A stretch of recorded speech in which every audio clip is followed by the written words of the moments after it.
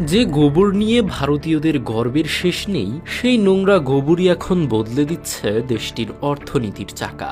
মরুভূমিতে খেজুরের ফলন বাড়াতে এই গোবরই এখন হয়ে উঠেছে তুরুপের তাস।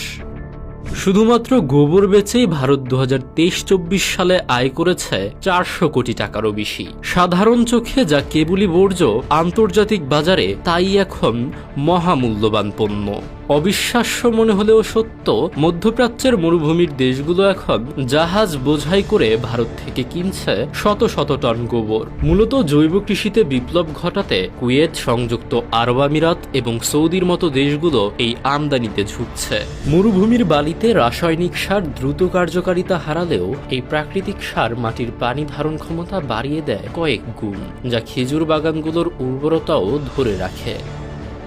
শুধুমাত্র খেজুর বাগানই নয়, বিভিন্ন শাকসবজি চাষেও ব্যবহৃত হয় এই সার। বর্তমানে আন্তর্জাতিক বাজারে 1 কেজি শুকনো গোবর বিক্রি হচ্ছে প্রায় 30 থেকে 50 টাকায়। এমনকি উন্নত মানের কেঁচো সার বা ভার্মি কম্পোস্ট হলে এর চাহিদা থাকে আরও তুঙ্গে। ভারতে থাকা বিশাল গবাদি পশুর মজুদকে কাজে লাগিয়ে এরই মধ্যে বড় বড় চালান বিদেশে পাঠানো শুরু হয়েছে।